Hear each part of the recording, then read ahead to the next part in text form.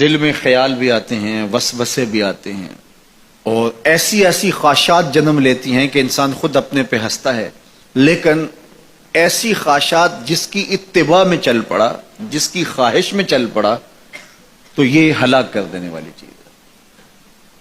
آرزو کا پیدا ہو جانا، حتیٰ کہ آرزو تو آرزو رہی، وسوسے کے پیدا ہو جانے پر بھی پکڑ نہیں ہے اگر اس کی اتباع نہ کی جائے۔ صحابہ نے حضور سے عرض کیا، حضور ہمیں ایسے وسوسے آتے ہیں کہ اگر ہم بیان کر دیں تو قتل کر دیے جائیں۔ اتنا غلیظ خیال بعض اوقات انسان کے دل کی تختی پہ آتا ہے، دماغ کی سکرین پہ ابھرتا ہے۔ تو فرمایا کہ تم کیا کرتے ہو؟ تو انہوں نے کہا کہ ہم اس کو جھٹکنے کی کوشش کرتے ہیں، جب اس طرح کا کوئی خیال آتا ہے تو بندہ اس کو جھٹکتا ہے، دور کرتا ہے، اور بندہ خوف زدہ ہوتا ہے اور اللہ کی پناہ میں آتا ہے، اور اس کی ایک حالت ہوتی ہے۔ تو اس حالت کا انہوں نے ذکر کیا کہ ہم تو پھر یہ کرتے ہیں۔ تو فرمایا کہ ذالک صریح الایمان، یہ تمہارے واضح ایمان کی علامت ہے کہ اس وسوسے کے بعد جو تمہاری طبیعت میں بے چینی اور بیزاری پیدا ہوئی، اور اس کو دھکیلنے کے لیے، اس کو خیال سے ہٹانے کے لیے، اس کو تصورات سے دور کرنے کے لیے جو تم نے کوشش کی، یہ تمہارا ایمان تھا جو کھڑا ہوا، اور تم اس سے بچنے کی کوشش کرتے ہو، تو یہ تمہارے ایمان کی علامت ہے۔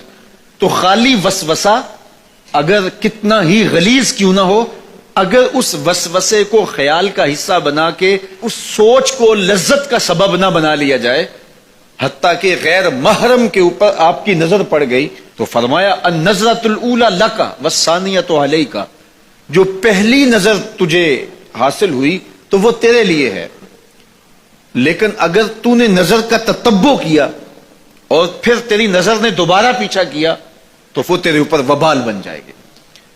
تو خواہش کا، وسوسے کا، اور کسی ایسی چیز کا دل اور دماغ کی سکرین پہ ابھرنا اور خیال پیدا ہو جانا، یہ کوئی بات نہیں ہے۔ انسانی زندگی کے اندر کتنے ہزار خیالات جو ہے وہ انسان کے دماغ میں جو ہے وہ پیدا ہوتے ہیں، اور پیدا ہو کر کے مٹتے ہیں، پھر نئے پیدا ہوتے ہیں۔ کبھی بھی انسان کا دماغ خالی نہیں رہتا، ہر وقت سوچتا ہے۔ آپ اگر یہ طے کر لیں کہ میں کچھ نہیں سوچنا، تو یہ سوچ رہے ہوں گے کہ میں کچھ نہیں سوچنا۔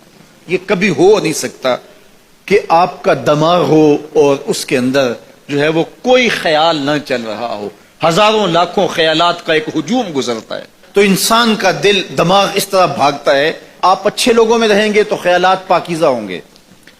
دیکھیے، آپ گندگی کے ڈھیر سے گزر رہے ہوں گے تو خیالات اسی طرح کے ہوں گے نا، اور اگر پھولوں کی روش سے گزر رہے ہوں گے، صحن چمن سے گزر رہیں گے تو خیال اس طرح کے ہوں گے نا۔ آپ جو ہے وہ کسی بازار سے گزر رہے ہوں گے تو خیال اس طرح کے ہوں گے، اور مدینے کی گلی سے گزر رہے ہوں گے تو پھر خیال اسی طرح کے ہوں گے نا۔ اس وقت آپ کے خیالوں کی دنیا کسی اور جہاں میں آباد ہے، اس لیے کہ آپ رسول اللہ کا فرمان سن رہے ہیں۔ لیکن اگر آپ کے سامنے کو گویا غزل گا رہا ہو تو پھر خیال کی وادیوں میں بھٹک کے کہیں آپ اور کھڑے ہوں گے۔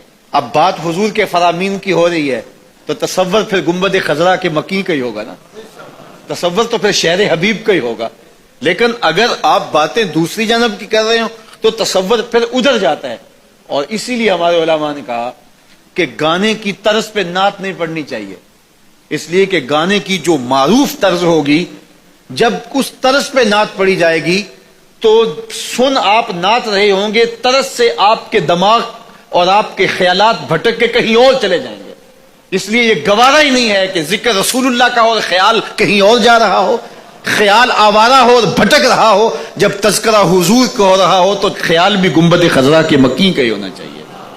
تو یہ بات ذہن میں رکھیے گا کہ یہ انسانی زندگی کے اندر انسان کا خیال بھی بھٹکتا ہے، سوچیں بھی بھٹکتی ہیں، دل میں بھی کئی کچھ آتا ہے، لیکن پکڑ اور گرفت اس وقت ہوتی ہے جب انسان اس خیال پہ اپنے آپ کو اس راہ پہ ڈال دیتا ہے۔